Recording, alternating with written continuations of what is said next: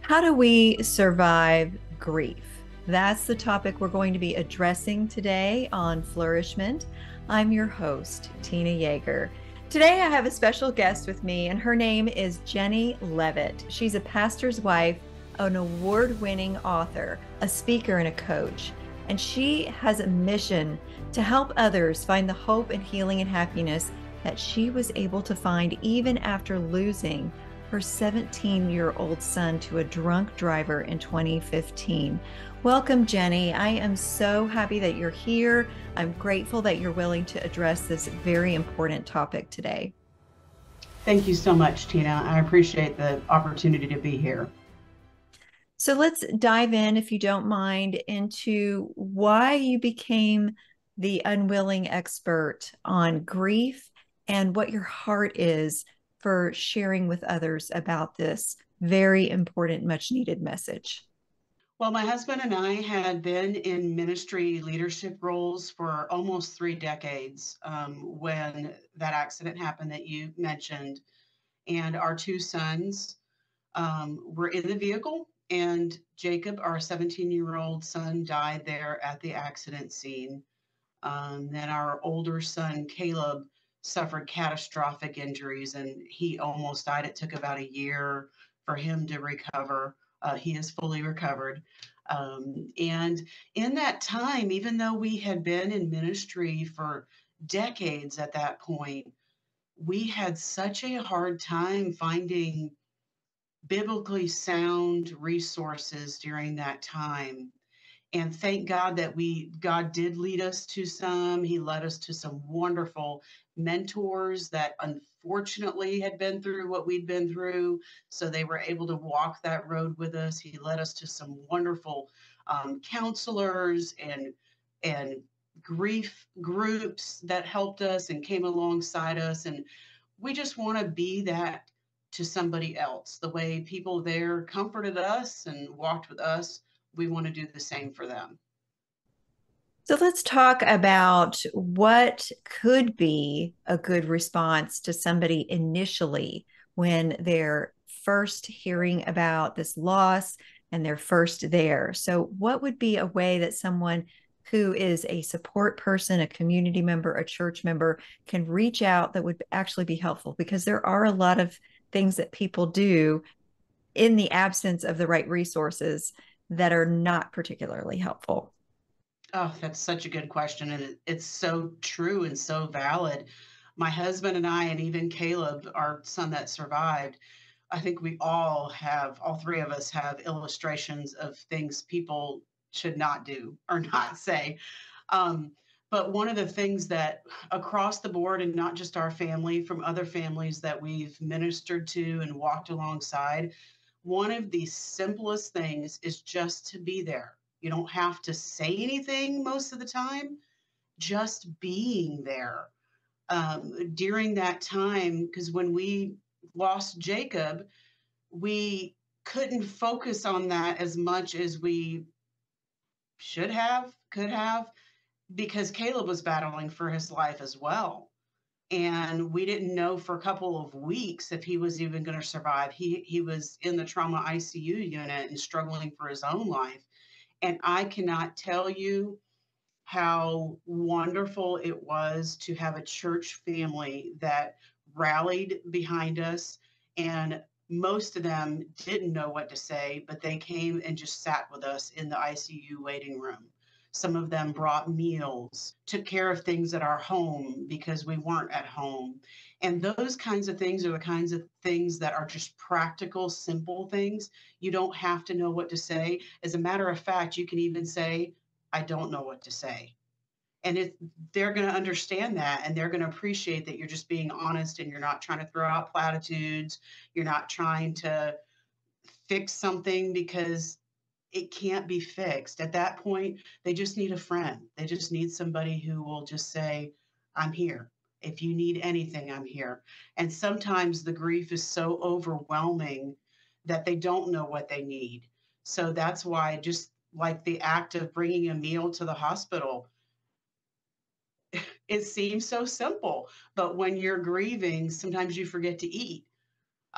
So something so simple like that, just being there and thinking of what do they need that maybe they're just not thinking about, and just meeting that need. So let's talk about the dilemma of needing people's support, but being raw and fresh in the grief and not even being motivated to reach out to get that support. What would you say to speak to that situation where there's a need that that person in need isn't going to ask for? How does that person grieving know what they need to do to get the support when they don't feel motivated? That's a good question too. And there were lots of times when I had a couple of very good friends that they're still real good friends, because your friendships will change through something traumatic too. But the ones that are really close, hold on to those friends. And if they start encouraging you and speaking to you to maybe look into an area, really consider what they're saying, especially if they are coming from a biblical, trusted perspective that you know they have your best interest in mind. There were some of those friends that encouraged me to get help in areas that they saw that I needed help, but that they weren't in a capacity that they could get that help. And there were times that the people closest to me saw things that I wasn't seeing. Um, and I'm so grateful for that. I'm grateful that they had the courage to gently speak up and say, "Hey, I'm noticing this, and maybe you should get some help, or maybe this might be something that you could look into." I'm very grateful for that, and the spirit and the attitude in which it was delivered, and the timing. Sometimes it wasn't the best time, so they had to kind of wait for that. And I'm just very grateful for that. So let's talk about the issue of loneliness in the middle of grief. There is a sense that, especially when you lose a child, even other people who have different forms of grief where they've lost other family members have a hard time really understanding how particularly tragic and heart-rending a child loss is. How did you get through that period of feeling so emotionally? It's amazing that you bring that up, because on my website last year, I have a website with a newsletter. I sent out a survey last summer and asked, how can I help you? Like, what are some things that you're struggling with that I could speak to and maybe help you? Not that I've arrived by any stretch, but I'm on the journey. Some people have been on the journey longer than they have. How can I help you? Hands down, by far, the number one issue for my community was loneliness and isolation, and not, just feeling so disconnected. And I know some of that comes from us coming out of a worldwide pandemic, but a lot of the community that we work with, that is a real battle, and it can lead to depression. It can lead to all kinds of mental health crisis and issues. And so I started doing some research on how I could help them. And I didn't know this, that last May of 2023, the US Surgeon General actually declared it an epidemic of loneliness. And he said, right now, the detriment to our health is the equivalent of smoking a dozen cigarettes every day on our body. And so I have actually been working on small series of devotions that I'm going to be putting out on hope for the lonely heart, like how to recover from that and reconnect with that community and get away from that isolation, because it really is a real thing. When you're experiencing grief, you can feel like not only does nobody here, no human understand, but you can feel so disconnected from God. And like he is just distant. He doesn't care. All those assaults from the enemy start coming in your mind. Like, he just doesn't care. Nobody here cares. You just feel so isolated. And one of the most simple things that I can share in the few minutes that we have here is to not forsake just the basic disciplines of your Christianity, those very basic things, prayer, even when you don't feel God, hear Him, see Him, reading your Bible. You know, there were days when I will tell you, I didn't read my Bible. I would let it play on my Bible app while I was doing my makeup, but I was still getting it inside my brain. Um, Going to church. I know it's hard. If you can, there's just something about actually physically being with other believers that will just those basic things.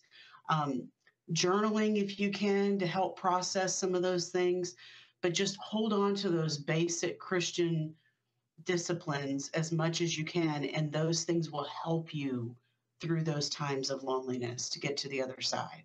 That's very helpful advice. And I do want to get into some more practical tips and counsel for those who are suffering grief and those who are supporting people going through grief right now. But for now, would you share how people can get in touch with you and stay connected with you online and get a copy of your book? And be sure to give us the title as well. Sure. The name of my book is God Prints Finding Evidence of God in the Shattered Pieces of Life. And it is our family story of the accident, but also some other things that we went through and how we found God faithful through it all. And the best way for people to stay connected with me is if they go directly to my website. All of my social media links are on there. The link to our family's YouTube channel that we just started in November is on there.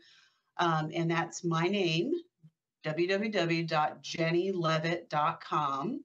And they can sign up for my newsletter as well on there. They can also get a free study guide that goes with the book on the website as well.